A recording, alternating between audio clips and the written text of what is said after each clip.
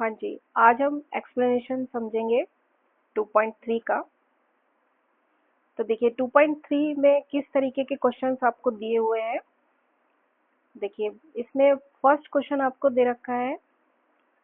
First question में कि बताइए निम्नलिखित बहुपद में से किस बहुपद का एक गुणनखंड x प्लस 1 है। देखिए ये एक वर्ड आपके आया है गुणनखंड। तो आपको क्या करना है, इस प्रश्नावली में गुणनखंड सीखने हैं हमें, ठीक है। तो एक वर्ड हो गया हमारे पास गुणनखंड। तो हम आज इसमें एक्सप्लेनेशन करेंगे इसको समझेंगे कि गुणनखंड क्या होता है, ठीक है।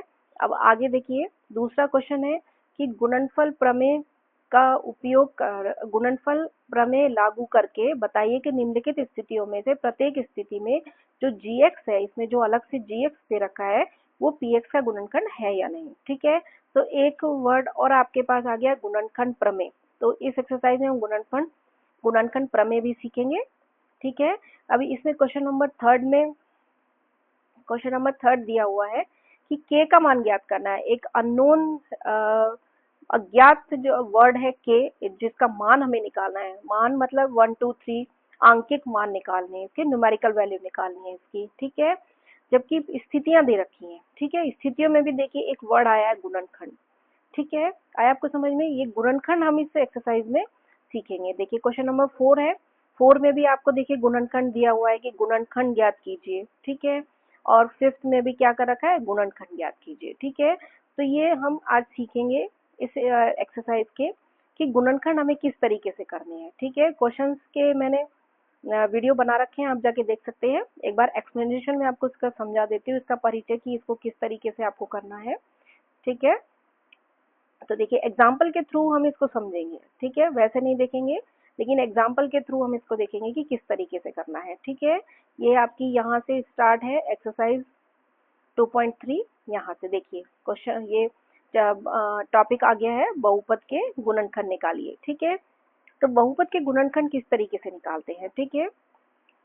आप देखिए, आप सबसे पहले क्या होता है, आप पहले गुणनखंड प्रमेय हम सीख लेते हैं, एक बार देख लेते हैं कि गुणनखंड प्रमेय क्या है, ठीक है। इसमें दिया है कि यदि px एक बहुपद दे रखा है आपको, घात n वाला। देखिए n घात का है, घात मैंने आपको समझा रखी है कि सबसे मैक्सिमम जो घात होती है उसको उस घात का बहुपद बोलते हैं, ठीक है। ये n घात का बहुपद है, ठीक है, एक n घात का बहुपद है। तथा एक एक और ए और एक वास्तविक संख्या है, एक कोई न्यूमेरिकल वैल्यू है जो वास्तविक मतलब 1 2 3 या -1 -2 कोई भी है, एक संख्या है ये, ठीक है, संख्या है ये वास्तविक संख्या। ये देखिए वास्तविक संख्या में क्या आते हैं, सारी संख्याएं आ जाती है। जैसे आपने पिछले चैप्टर में नंबर सिस्टम वाला चैप्टर है,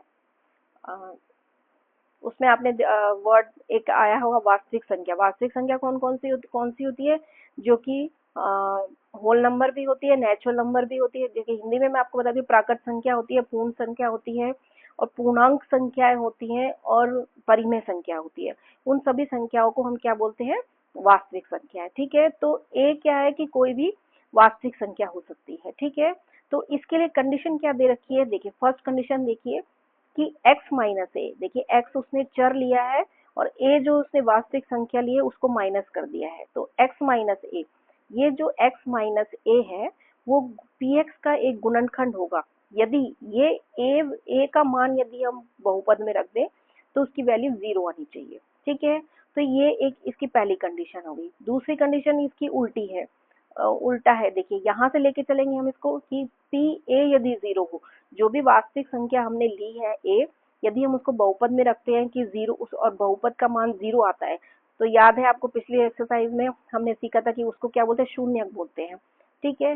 तो यदि ऐसा है कि उसको पी ए में रखे तो वो 0 आ जाता है, तो क्या होगा कि उस एक्स ए को हम एक्स से माइनस कर देंगे और वो क्या होगा, ये एक पी एक्स का क्या होगा, एक गुणनखंड होगा, ठीक है।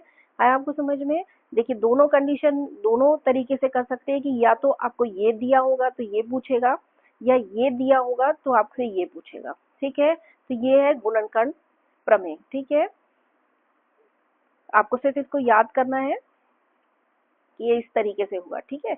अब देखिए, अब एग्जाम्पल से हम बहुत अच्छे से समझेंगे कि एग्जाम्पल किस तरीके से करने हैं। देखिए इसमें क्वेश्चन में अब पहले एक बार थोड़ा सा ध्यान से क्वेश्चन पढ़ लीजिए, ठीक है। देखिए क्वेश्चन पढ़िए जरा, क्वेश्चन पढ़ने का टाइम मैं आपको दे रही हूँ, क्वेश्चन पढ़िए, ठीक है।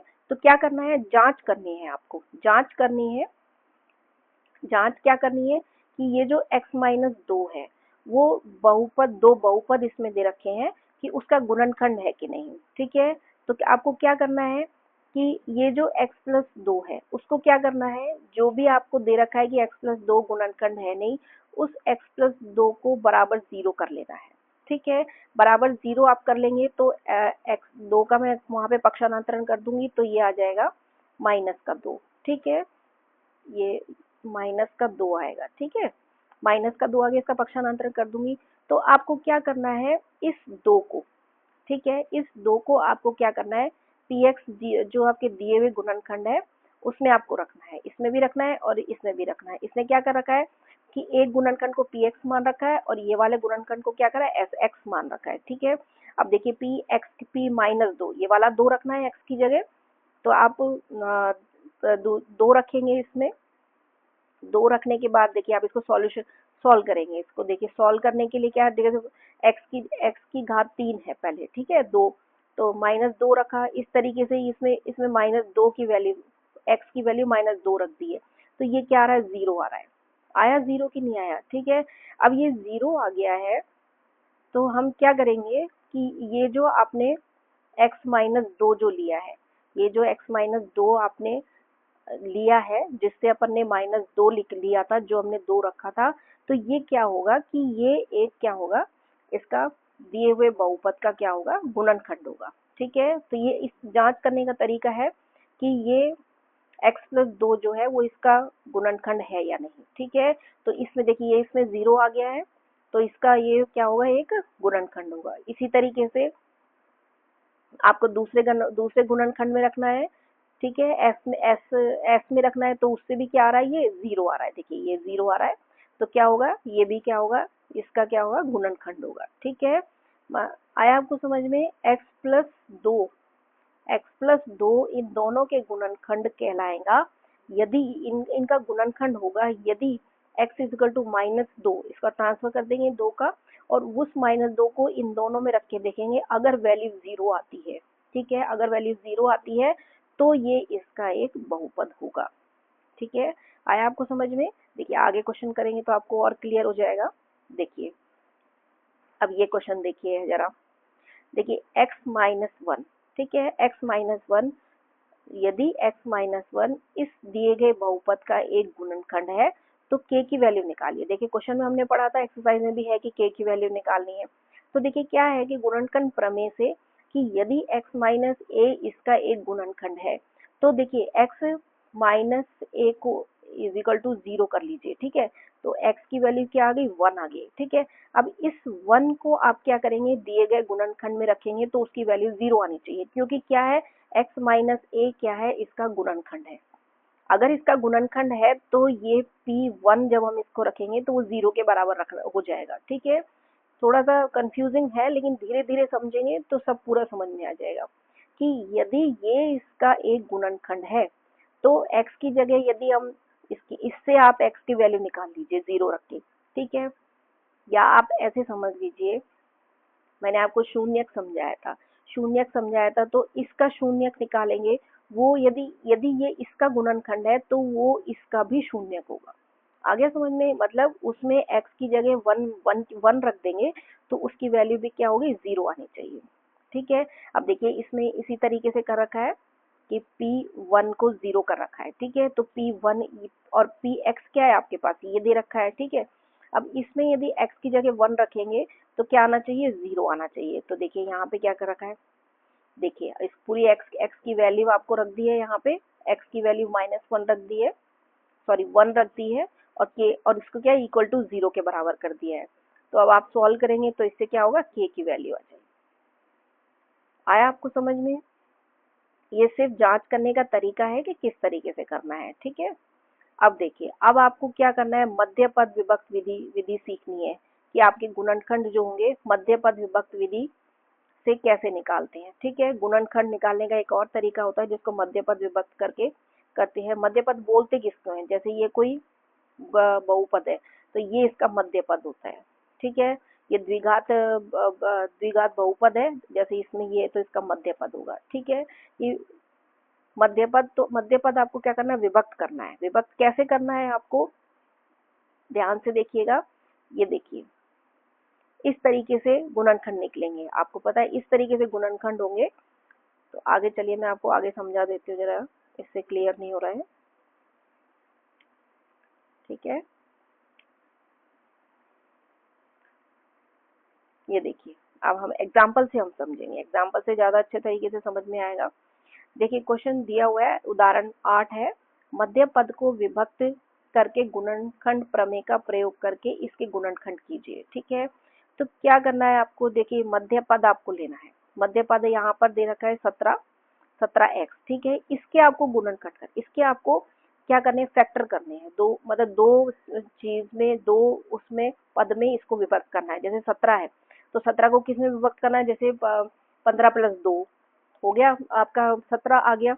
इस तरीके से विभक्त करना है, लेकिन उस तरीके से विभक्त करना है कि इन जिस पद में हम इनको विभक्त करेंगे उनका गुणा क्या हो, उनका गुणा क्या होगा, उनका गुणा पहला पद और अंतिम पद, ये पहला पद और ये अंतिम पद का गुणा आना चाहिए, ठीक है। आया आपको समझ में। देखिए मैं आपको आगे बता देती हूँ। और देखिए क्या करना है आपको, 17, ये 17 है, 17 के आपको गुणनखंड निकालने हैं। तो 17 के आपको गुणनखंड निकालने हैं, तो ये 17 के गुणनखंड, ये देखिए इस तरीके से, हाँ देखिए ये समझा रखा है यहाँ पे कि 17 के इस तरीके से पी क्यू में विभक्त करना है कि पी क्यू का जो गुणा होगा वो 30 आना चाहिए, इसका पहला पद और अंतिम पद का गुणा आना चाहिए, ठीक है। इसमें क्या करेगा, आपको खाली न्यूमेरिकल वैल्यू दे रखी है, लेकिन आप इसको क्या एक्स के साथ लेके चलेंगे तो उसको ज्यादा अच्छा रहेगा। देखिए मैं आपको बता देती हूँ, अभी यहाँ पर थोड़ी सी खाली जगह है यहाँ पर। देखिए क्या है कि 17x, देखिए 17x को हम क्या करेंगे कि दो पदों में विभक्त करेंगे। दो पदों में विभक्त करेंगे तो हम इसको क्या करेंगे, जैसे 15x लिखेंगे प्लस क्या करेंगे 2x लिखेंगे, ठीक है। तो ये आ गया 17x। लेकिन देखिए इसी 15x और 2x को मैं मल्टीप्लाई करूंगी, 2x को मैं मल्टीप्लाई करूंगी तो 15 दूनी होता है 30, तो ये आपके पास आएगा 30x², ठीक है। अब देखिए आपको 30x², तो देखिए इसका जो पहला पद और अंतिम पद है इसका गुणा करके देखिए जरा।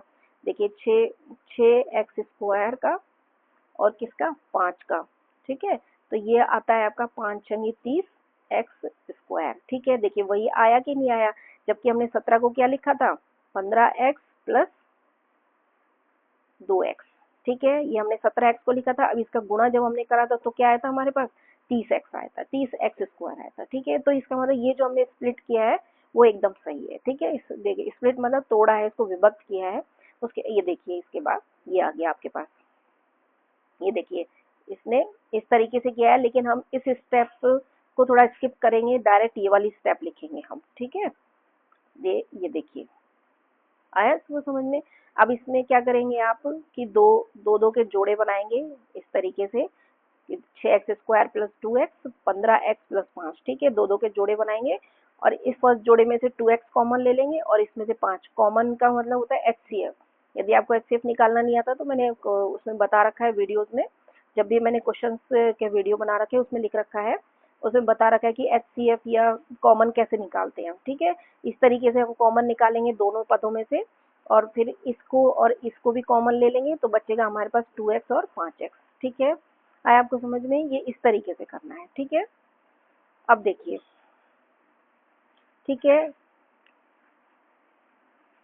अब एक और आपको एग्जाम्पल दे रखा है, एग्जाम्पल नंबर 9, कि गुणनखंड प्रमेय की सहायता से, गुणनखंड प्रमेय की सहायता से आपको गुणनखंड निकालने हैं। आपको क्या करना है कि अब मध्य पद विभक्त विधि से नहीं करना है, आपको आपको क्या करना है, गुणनखंड प्रमेय यूज करनी है, गुणनखंड प्रमेय यूज करनी है, ठीक है। तो आपको क्या करना है कि इसका जो अचर पद है 6, वो ले लेना है आपको, ठीक है। और 6 के क्या करने हैं, गुणनखंड निकालने हैं, ठीक है। गुणनखंड आपने निकालने हैं तो 6 के गुणनखंड होते हैं 1 2 3, ठीक है। गुणनखंड निकालने आते हैं आपको, ठीक है। गुणनखंड निकालिए आप। मैं आपको थोड़ा सा याद दिला देती हूँ, इस तरीके से गुणनखंड निकालते हैं। जैसे 6 का है तो 2 × 6 होता है, फिर 3 से जाएगा तो 3 एकम 3 होता है, तो इसके गुणनखंड क्या हो गया, 2, 3 और 1। ये इस तरीके से गुणनखंड निकालते हैं, ठीक है ना। तो गुणनखंड क्या हुए, ये गुणनखंड आ गए, ठीक है। अब इन गुणनखंड को आपको क्या करना है, माइनस प्लस दोनों लेके चलने हैं, ठीक है, माइनस प्लस दोनों लेके चलने हैं। तो क्या करना है आपको, ये जो गुणनखंड आपने निकाले हैं उसमें से एक एक की वैल्यू इसमें रखनी है आपको, बहुपद में, जो आपको बहुपद दिया हुआ है, ये वाला जो बहुपद है, इसमें इसमें आपको वैल्यू रखनी है इन गुणनखंडों की। तो जिस नंबर से या जिस 1, 2, 3 जो भी आपने लिया है, जिस नंबर से इसकी वैल्यू 0 आ जाती है, ठीक है, उसकी वो क्या होगा, इसका एक शून्यक आ जाएगा। जब शून्यक आ जाएगा तो ये क्या होगा, ये उसका एक गुणनखंड होगा। आया आपको समझ में, थोड़ा सा है, आप प्रैक्टिस करेंगे तो अपने आप समझ में आ जाएगा, ठीक है। ये y-2, देखिए 2 रखने पर क्या हुआ था कि पी वाई की वैल्यू क्या आ गई थी, 0 आ गई थी, ठीक है, 0 आ गई थी, हमने 2 रखा था जब, ठीक है। तो ये क्या होगा, ये 2 जो होगा वो इसके बराबर में आएगा कि भाई y इज इक्वल टू 2 रखा था हमने, तो पी वाई की वैल्यू 0 आई थी, तो क्या होगा, y को हम 2 को हम इधर ट्रांसफर करके इसको, ठीक है, तो ये जो ट्रांसफर करके हमने ये जो पद आया है, ये क्या होगा, दिए गए बहुपद का क्या होगा, एक गुणनखंड होगा, ठीक है। इसी तरीके से देखिए इसमें आगे इसने 3 रखा है, ये देखिए 3 रख रखा है इसने, इसकी वैल्यू भी 0 आ गई, इसीलिए इसने क्या किया, y-3 को भी क्या कर दिया, 0 गुणनखंड निकाल लिया है कि ये भी इसका एक गुणनखंड होगा। अब देखिए 2 गुणनखंड आ गए हैं इसके पास, एक एक ये गुणनखंड आ गया है और एक ये गुणनखंड आ गया है। तो क्या होगा, इसको इस तरीके से लिखना है कि ये इसके गुणनखंड हो गए। एक बार ये लिखना है, सॉरी, एक बार ये लिखना है, एक बार ये लिखना है, ठीक है। तो ये क्या होगा, इसके गुणनखंड आ गए, ठीक है। अब आप देखिए क्या है ना, अब मध्यपद विभक्त विधि से करेंगे तो भी यही आंसर आएगा, और यदि आप गुणनखंड प्रमेय का यूज कर रहे हैं तो भी यही आंसर आएगा। तो ठीक है, जैसे भी वो बोलता है कि आप गुणनखंड प्रमेय का यूज कीजिए या मध्यपद विभक्त विधि से कीजिए, या वो कुछ भी नहीं बोलता है कि आपको किस चीज से गुणनखंड करना है, तो आपकी इच्छा है, आप जैसे भी करें, ठीक है। इसी तरीके से देखिए एक एग्जाम्पल इसमें दे रखा है, उदाहरण नंबर 10। देखिए उदाहरण नंबर 10 है, इसमें दे रखा है कि गुणनखंड निकालिए। अब तो इसमें ना गुणनखंड प्रमेय का भी इसने नहीं दे रखा है कि आपको गुणनखंड प्रमेय यूज करनी है या मध्यपद विभक्त विधि यूज करनी है, आपको सिर्फ क्या करना है, गुणनखंड निकालना है। तो गुणनखंड निकालने के लिए आपको क्या करना है, ये जो -120 है, देखिए -120 के गुणनखंड निकाल लिया हमने, ये देखिए इतने सारे गुणनखंड निकले हैं किसके, -120 के, ठीक है। अब क्या करना है कि आपको ये रखना है, माइनस प्लस दोनों रखने हैं आपको। देखिए +1 -1 जो भी आप रखेंगे उससे क्या होगा कि वैल्यू 0 आनी चाहिए। यदि वैल्यू 0 आ गई तो ये इसका एक गुणनखंड होगा, ठीक है। आया आपको समझ में। इसी तरीके से अब आप देखिए इतने सारे हैं, आप कहेंगे हम इतने सारे थोड़ी रख के देखेंगे, आप एक रख के देखिए, अगर ये गुणनखंड आ गया है तो फिर आप 8th क्लास में आपने सीखा है कि भाग विधि। तो आपको क्या करना है, जो भी एक गुणनखंड आया है उसको आप इस बहुपद से क्या है कि डिवाइड कर लीजिए, भाग दे दीजिए उसका, ठीक है। भाग आप दे देंगे उससे, तो आपका क्या होगा, ये द्विघातीय बहुपद में रिड्यूस हो जाएगा, वो द्विघात रिड्यूस उसमें बदल जाएगा। फिर आप इस तरीके से आ जाएगा भाग देने के बाद। भाग देना आपने लास्ट ईयर सीखा है, नहीं सीखा है तो भी मैंने वीडियो में बता रखा है आपको, हर क्वेश्चन को समझा रखा है बहुत अच्छे तरीके से, वहां से जाके आप देख सकते हैं। ये देखिए लिखा है इसमें, px को x-1 से भाग देकर भी प्राप्त किया जा सकता है, ठीक है। आया आपको समझ में। अब देखिए, अब आपको क्या करेंगे, जब भाग दे लेंगे आप तो क्या होगा, ये इसमें रिड्यूस हो जाएगा, इसमें चेंज हो जाएगा। जब भाग दे लेंगे तो भागफल जिसको बोलते हैं हम, ठीक है, शेषफल नहीं, भागफल जो होगा उसको आपको लेना है, और उसको क्या करना है आपको, मध्यपद विभक्त विधि से आप इसको सरल कर सकते हैं, ठीक है। इसको देखिए सरल करेंगे तो ये आगे गुणनखंड इसके, ठीक है। गुणनखंडों का मतलब होता है गुणा में, खंडों में गुणा करना है आपको इसको, ठीक है। देखिए 2 ब्रैकेट से गुणा में आ गया, तो क्या होगा कि इसके क्या हो गए, ये गुणनखंड आ गए। देखिए ये दोनों तो निकाले ही हैं, ये हमने वैसे निकाला है x की वैल्यू रख करके, ठीक है ना। तो ये इसके इस तरीके से गुणनखंड निकालने हैं, ठीक है। आया आपको समझ में। तो ये है आपकी एक्सरसाइज, प्रश्नावली है 2.3 जो आपको सॉल्व करनी है। अच्छे से एग्जाम्पल्स मैंने आपको समझा दिए हैं, उसके बाद आप इनको सॉल्व कीजिए और अच्छे से प्रैक्टिस कीजिए। जहाँ भी नहीं समझ में आता है आप जाकर के वीडियोस देख सकते हैं, हर क्वेश्चन पे मैंने वीडियो डाला हुआ है, वहाँ भी मैंने बहुत अच्छे तरीके से समझाया है कि आपको क्वेश्चंस को किस तरीके से अटेंड करना है, ठीक है। Okay, thank you for watching.